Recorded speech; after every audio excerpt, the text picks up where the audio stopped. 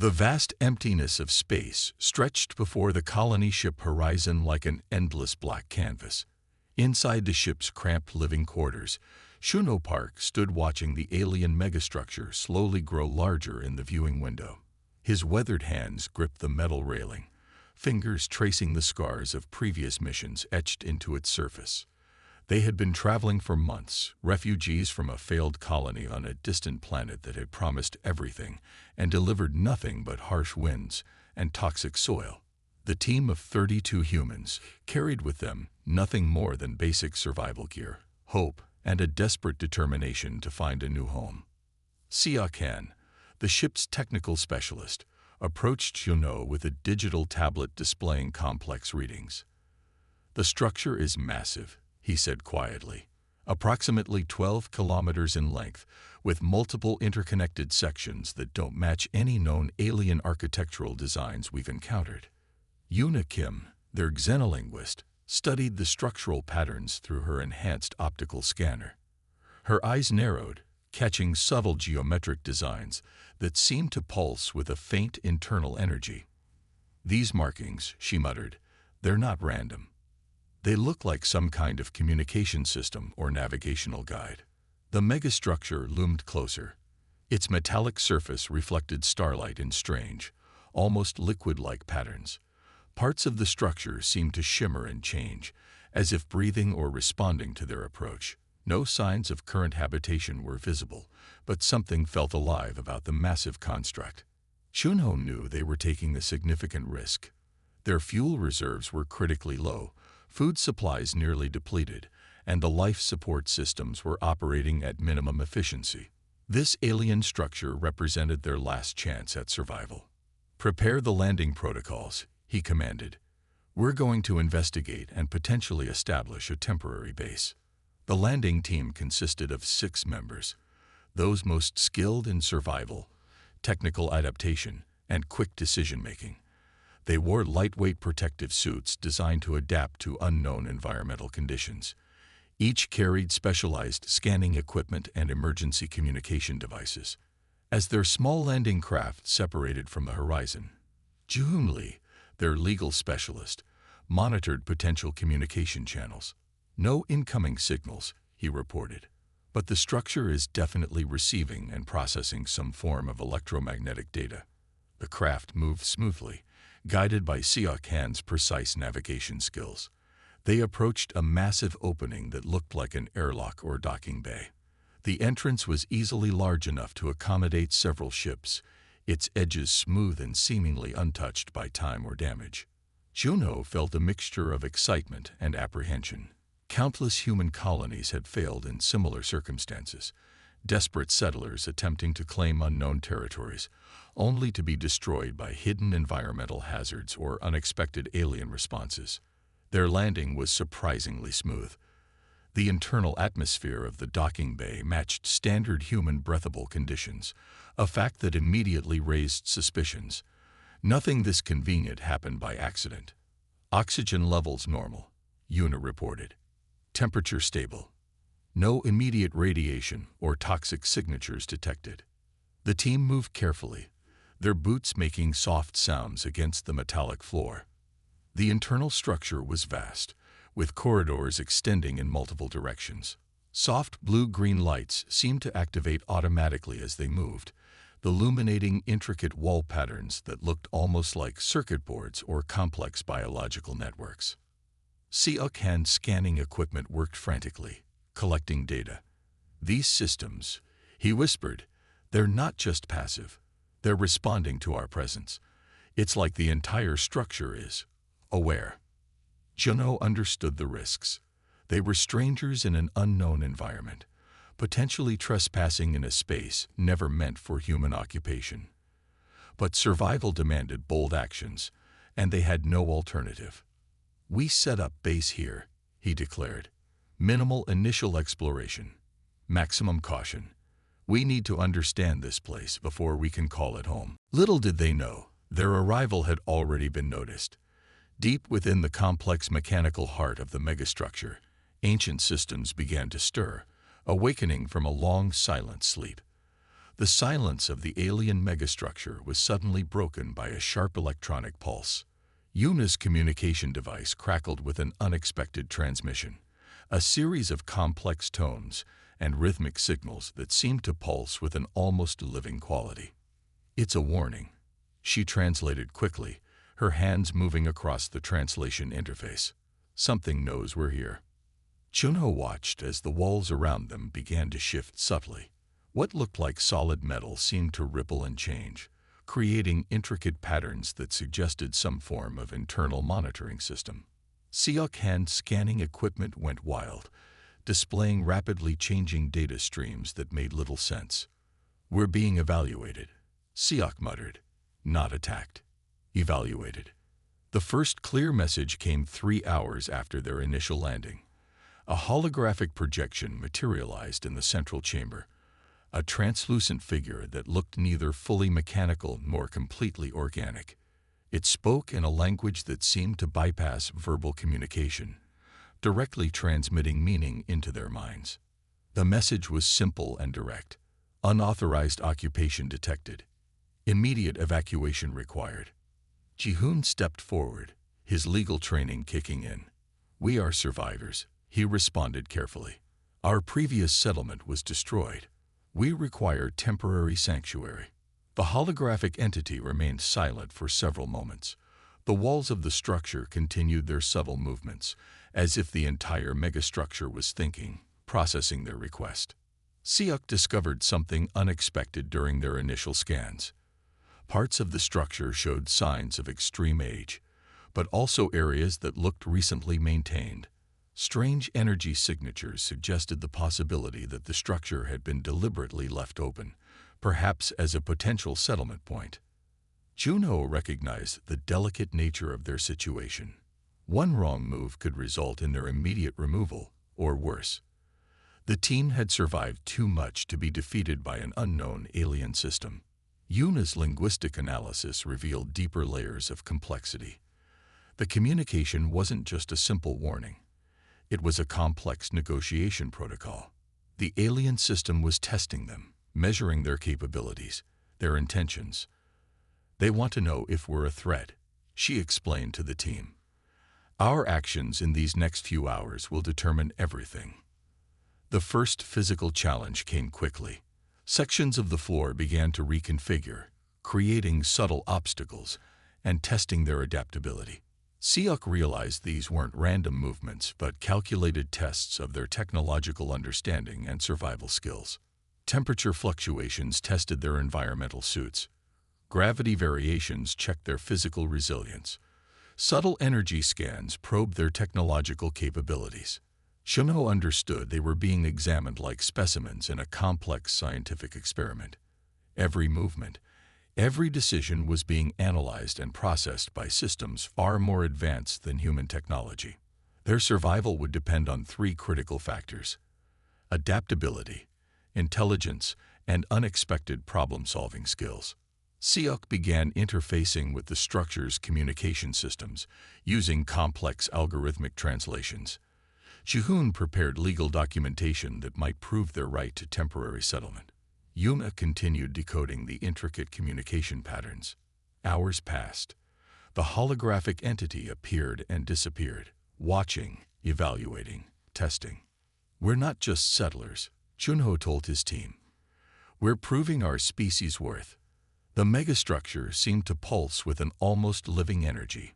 Its walls continued to shift and change, creating a dynamic environment that challenged their every assumption about alien technology and communication. As night cycles approached, they realized this was more than a simple territorial dispute. This was a complex first contact scenario, where survival meant proving their intelligence, adaptability, and potential value as a species. The challenge had only just begun. The walls continued to watch. The alien systems continued to evaluate. And the human settlers prepared for whatever test would come next. Ji-hoon Lee spread digital documents across the holographic display, his fingers moving quickly through complex legal interfaces. The alien communication system continued its persistent warning signals, but he was preparing a counterargument that would challenge their potential eviction. "We have documentation," he told Junot, pointing to intricate migration records and survival protocols. "Our presence here isn't random. It's a calculated survival strategy." The megastructure seemed to respond to their preparations. Walls shifted, creating meeting spaces that felt both alien and surprisingly accommodating. Siok noticed the environmental systems were subtly adjusting to human comfort levels. Temperature, oxygen mixture, even lighting became more suitable for human perception. Yuna's linguistic analysis revealed deeper layers of the communication protocol. The alien system wasn't simply issuing a blanket eviction notice. It was engaging in a complex negotiation process that required specific legal and cultural responses. "They're testing our systemic understanding," she explained. "Our ability to communicate isn't just about language. It's about demonstrating complex reasoning." Junho watched as Ji-hoon constructed a legal argument that combined interstellar refugee protocols, historical migration records, and technological adaptation evidence. Each document was meticulously prepared, anticipating potential counterarguments from the alien communication system. The first official response came as a series of complex data streams. The holographic entity reappeared, this time presenting what looked like legal documentation from their perspective. Complex geometric symbols represented what seemed to be property claims and territorial boundaries. Siok began developing translation algorithms that could interpret these geometric legal representations. Each symbol contained multiple layers of meaning, not just words, but contextual, historical, and cultural implications. "They're showing us their legal framework," Siok explained. "But it's more complex than any human legal system we've encountered." Ji-hoon saw an opportunity. Within the alien legal symbols, he detected potential interpretation gaps, areas where human legal reasoning might create alternative arguments. He started constructing a multi-layered legal strategy that would challenge their potential removal. The team worked in synchronized precision. Yuna translated complex communication patterns. Siok developed technological interfaces. Ji-hoon prepared legal arguments. Their collective skills transformed their initial desperate settlement into a calculated territorial claim. Hours turned into days. The megastructure continued its subtle tests. Environmental challenges became less aggressive, more investigative. It felt like the alien system was learning about them, just as they were learning about it. Junho recognized the delicate balance. They weren't just fighting for settlement rights. They were representing humanity's potential for adaptive survival. The legal resistance wasn't about aggressive confrontation. It was about demonstrating intelligence, adaptability, and potential collaborative value. Ji-hoon's final legal document was a masterpiece of interstellar negotiation. It combined refugee protection protocols, technological adaptation evidence, and subtle cultural exchange proposals. Each paragraph was carefully constructed to show that their presence wasn't an invasion, but a potential opportunity for mutual understanding. The alien communication system processed the document. Walls pulsed with complex energy patterns. The holographic entity appeared and disappeared, analyzing every submitted argument. "We're making progress," Ji-hoon said quietly. "They're listening." Junho looked at his team, tired but determined. They had survived failed colonies, dangerous planetary conditions, and now they were fighting for their right to exist through intelligence and careful reasoning. The megastructure continued its silent evaluation. Humanity's legal resistance had begun, not with weapons, but with carefully constructed arguments and an unwavering determination to survive. The challenge was far from over, but for the first time since landing, they felt they might have a chance. The alien enforcement vessels appeared suddenly, emerging from what seemed like hidden dimensional pockets in space. Their design was sleek, almost organic, with surfaces that shifted and changed like living metal. Siok's scanning equipment went into overdrive, tracking their approach with rapid, flashing data streams. "They're not just coming to negotiate anymore," Junho observed, watching the massive ships position themselves around the megastructure. This is a full technological challenge. Yuna's communication systems picked up complex signal patterns. The alien vessels were broadcasting multiple warning frequencies, each designed to penetrate their defensive capabilities. But the human team had been adapting to the megastructure's internal systems, learning its hidden technologies faster than the aliens anticipated. Siok had been working nonstop, integrating human technological approaches with the alien infrastructure. What started as a desperate survival strategy had transformed into a remarkable technological adaptation. The megastructure's internal systems, which initially seemed completely alien, now responded to human input with surprising flexibility. "We're not just using their technology," Siok explained to Juno. "We're creating a hybrid system that combines human creativity with alien engineering." The first wave of alien technological pressure came as complex energy pulses designed to disrupt their communication and life support systems. But the modifications Siok had made created unexpected resistance. Where the aliens expected vulnerability, they found resilience. Juno watched as the defensive systems activated. Parts of the megastructure that looked like simple metal walls transformed into complex energy shields. Technological interfaces that seemed passive moments ago now pulsed with active defensive capabilities. The alien vessels began more aggressive technological probing. Energy beams tested the megastructure's defenses, searching for weak points. But each probe was met with an adaptive response that seemed to learn and counter their strategies in real time. Ji-hoon realized this was more than a physical confrontation. It was a battle of technological intelligence, with humanity proving its adaptive capabilities against a seemingly superior technological civilization. Yuna's communication systems began translating the complex technological language of the confrontation. Each energy pulse, each defensive countermove was a form of communication. The aliens were testing not just their physical capabilities, but their technological reasoning. Siok had created something remarkable. The human team wasn't just defending themselves. They were demonstrating a unique approach to technological problem-solving that the aliens hadn't anticipated. Their solutions were creative, unpredictable, combining human intuition with the megastructure's advanced systems. Hours of technological confrontation passed. The alien vessels tried multiple approach strategies: energy weapons, communication disruption techniques, complex technological barriers. Each was met with an unexpected human response. "They're studying us," Juno said. "Every defensive move is a form of communication." The megastructure itself seemed to be learning. Sections that were initially passive now actively participated in the technological defense. It was as if the structure recognized the human team's potential, supporting their resistance. Siok's most brilliant adaptation came when he discovered a way to redirect the alien technological probes, using the megastructure's internal systems to create complex technological feedback loops. What was meant to be an attack became a source of additional information and energy. The alien vessels began to show signs of technological confusion. Their precise, calculated attacks were being met with responses that defied their predictive models.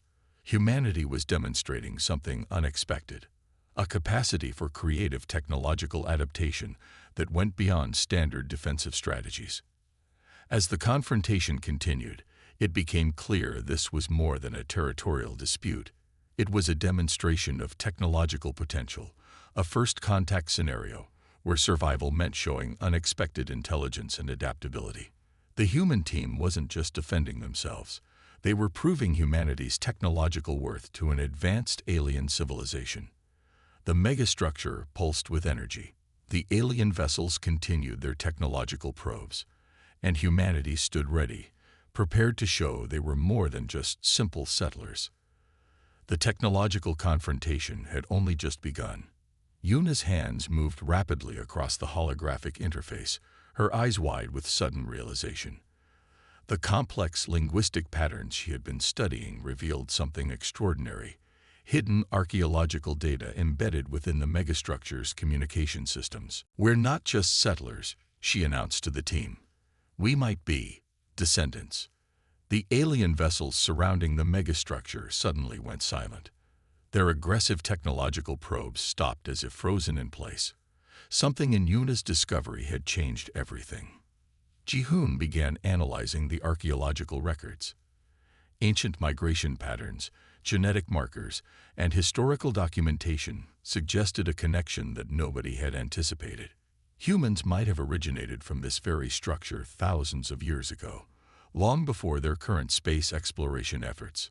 Suk's technological interfaces started displaying complex genetic mapping sequences.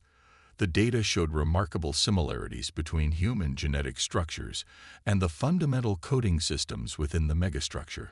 What seemed like an alien construct might actually be a long-lost human ancestral home. Chunho watched in amazement as the holographic communication entity reappeared. But this time, its presentation was different, less confrontational, more contemplative. The alien system was processing the new information, reassessing their entire understanding of the human settlers. "We're not invaders," Chunho said quietly. "We might be returning home." The megastructure's internal systems began displaying historical records, complex visual narratives showing massive migration events, technological developments, and cultural shifts that predated current human historical understanding. It was like watching a forgotten chapter of human history unfold. Yuna's linguistic skills became crucial. She began translating the complex visual and symbolic language, revealing a narrative of human ancestors who had left this structure during some ancient planetary crisis. Their journey had been forgotten, their origins obscured by millennia of space migration. The alien vessels started transmitting different communication signals. No longer were they broadcasting warning frequencies. Now they seemed to be conducting deep historical analysis, comparing the human team's genetic and technological markers with their own ancient records. Ji-hoon prepared a comprehensive documentation package. This was no longer just a legal argument for settlement. This was a complex historical claim that challenged everything both humans and the alien civilization understood about territorial rights and migration history. Suk discovered that parts of the megastructure contained advanced preservation systems. Ancient technology, genetic archives, and historical records had been carefully maintained, waiting for potential descendants to rediscover them. The resolution came not through military confrontation or legal battles, but through an unexpected historical revelation. Humanity's survival strategy had inadvertently led them back to a potential point of origin, a massive technological structure that might hold the key to understanding their species' true history. The alien communication entity began a new transmission. Its holographic representation shifted, showing complex genealogical maps that connected the human settlers directly to ancient migration patterns stored within the structure. "Welcome home," the transmission seemed to say, though no direct translation was necessary. Chunho looked at his team. They had arrived as desperate settlers, facing potential eviction. Now they stood as potential inheritors of a massive technologically advanced structure that might be their true ancestral home. The alien vessels began a slow, coordinated retreat. Their aggressive positioning transformed into what seemed like a respectful distance. They were no longer seeing the humans as intruders, but as potential long-lost descendants returning to a forgotten homeland. Yuna continued translating the historical records. Each revelation added more complexity to their understanding. The megastructure was more than a settlement point. It was a living historical archive, preserving the memories of a human migration that had been lost to time. As the final transmissions were processed, the team realized their journey had become something much larger than a simple survival mission. They had not just found a new home. They had potentially uncovered a fundamental mystery about human origins. The megastructure pulsed with ancient energy. The alien vessels disappeared into the darkness of space, and humanity stood on the threshold of a new understanding of their own history. Their unexpected journey had only just begun.